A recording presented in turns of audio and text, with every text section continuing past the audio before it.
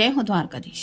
आज दोपहर की उनकी दिल की बातें ये रहेगा टॉपिक, और हमेशा की तरह हम टैरो में से लेने वाले हैं 7 मैसेजेस और ओरेकल में से भी लेंगे 7 मैसेजेस। तो देखते हैं आज रीडिंग हमें कौन सा मिलता है।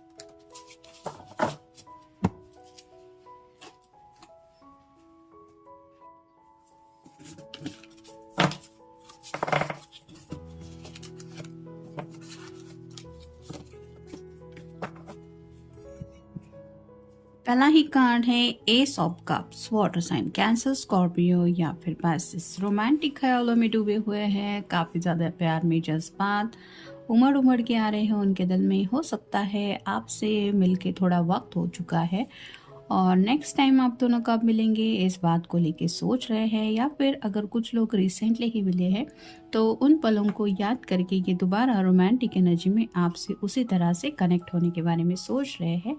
यानी कि वो सब प्यारे लम्हे बहुत याद आ रहे हैं उनको। फिर है 6 of swords, air sign Gemini, Libra या फिर एक्वेरियस। कम्युनिकेशन करना चाहते हैं लेकिन शायद हो नहीं रहा है। यहाँ पे सॉर्ड के नुकीले सिरे नीचे की तरफ है, लेकिन ये अपनी बोट जो है वो आगे की तरफ बढ़ाते हुए अपना सफ़र कंटिन्यू करना चाहते हैं। यानी कि आपसे कुछ कहना तो चाहते हैं। हो सकता है आपको उनका कॉल या मैसेज रिसीव हो जाए। फिर है द स्टार, एक्वेरियस का कार्ड है, आपका या उनका साइन हो सकता है। यहाँ पे भी आप देख सकते हैं ये पर्सन पानी में है और यूनिवर्स की तरफ कुछ मांग रही है, तो वैसे ही विश कर रहे हैं कि एज सुन एज पॉसिबल आप उनकी ज़िंदगी में आ जाए, क्योंकि ये भी विश कार्ड ही माना जाता है स्टार का।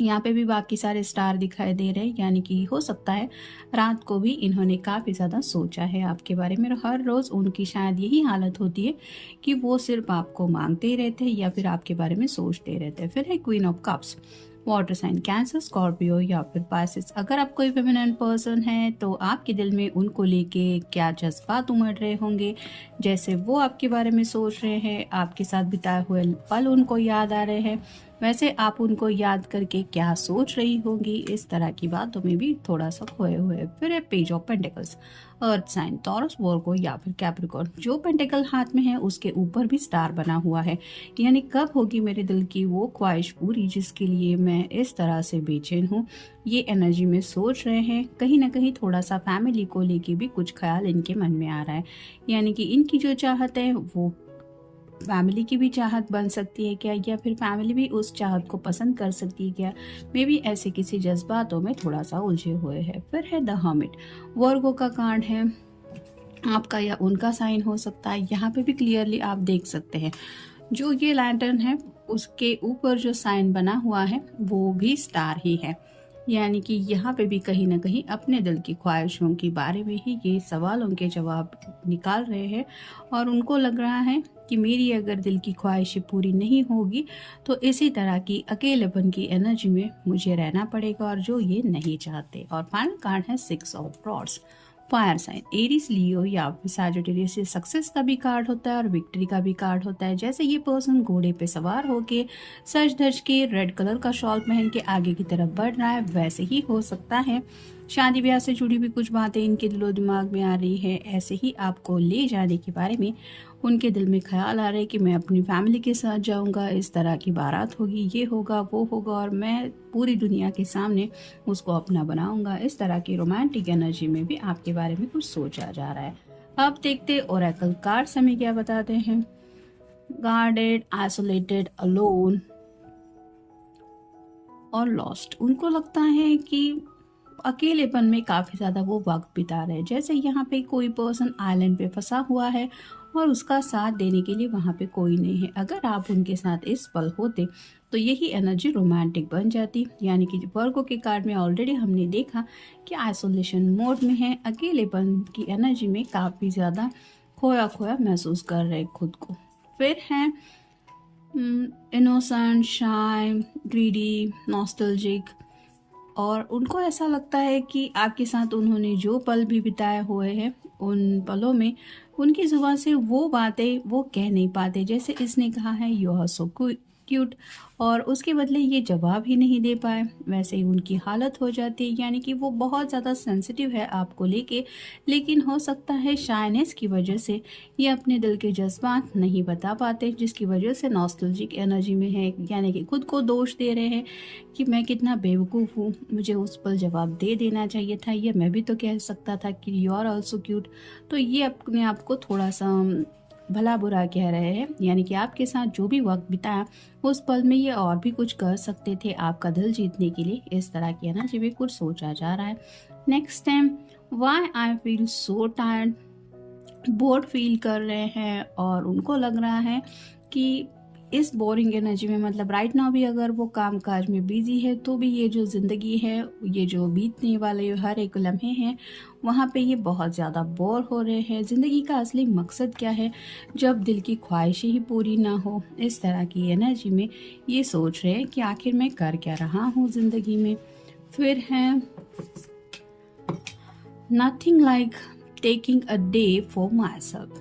तो सेल्फ सेटिस्फेक्शन चाहते हैं, फुलफिलमेंट चाहते हैं ज़िंदगी में और जैसे ये खुद के लिए थोड़ा वक्त बिता रही है, बाथटब में है, वैसे ही थोड़ा सा खुद के लिए ज़िंदगी जीने के बारे में कुछ सोच रहे हैं। रोमांटिक एनर्जी में तो ऑब्वियसली आपसे कनेक्टेड हैं ही, लेकिन सेल्फ लव भी है। ये खुद से भी काफ़ी सारी उम्मीदें करते हैं। यानी कि थोड़ा सा सेल्फिश पर्सन नहीं कह सकते आप, लेकिन खुद का ख्याल रखने वाले पर्सन ज़रूर हैं। मतलब मुझे क्या चाहिए ये ज़िंदगी में पहले सोचने वाले इंसान हैं और उन्हीं ख्वाहिशों के बारे में सोचा जा रहा है, सेल्फिश नहीं है।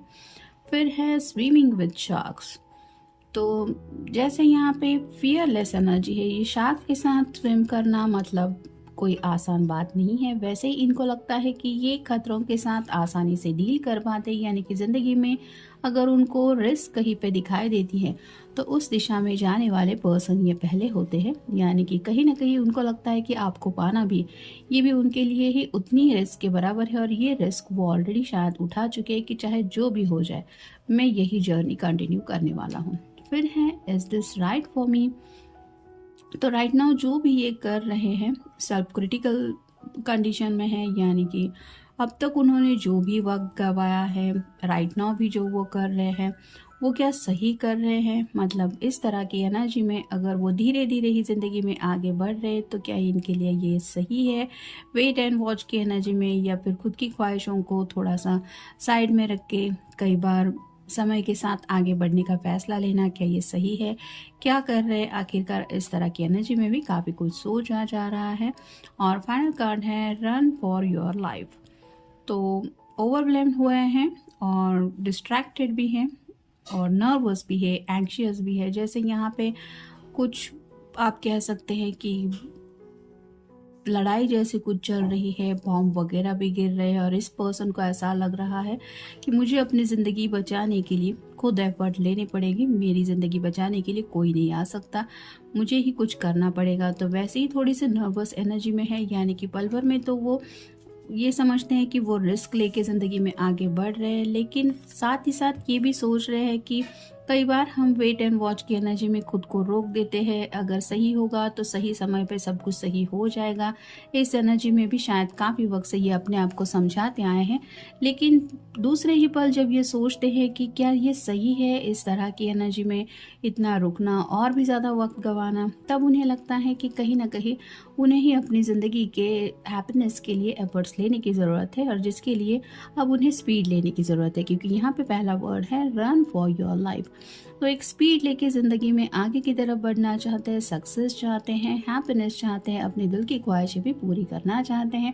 और आप समझ ही सकते हैं, पल भर में तो इंसान को ऐसा लगता है कि हाँ, मेरी लाइफ में तो सब कुछ अच्छा है, लेकिन नर्वस होने की वजह से और एंग्शियस होने की वजह से दूसरे ही पल उनको लगता है कि मैं तो बोरिंग ज़िंदगी जी रहा हूँ, कोई भी नहीं है मेरा साथ देने के लिए। और जब रोमांटिक पल याद करते हैं तो उन्हें ऐसा लगता है कि वो और भी ज़्यादा रोमांटिकली आपसे कनेक्टेड हैं, लेकिन वो जज्बात अपनी ज़ुबान से आपको बता ही नहीं पाते। इसी वजह से खुद को दोष भी दे रहे हैं। तो थोड़ा सा एंग्शियस एनर्जी में आज ये पर्सन ज़्यादा है। तो ये था आज का रीडिंग। मिलेंगे नेक्स्ट रीडिंग में।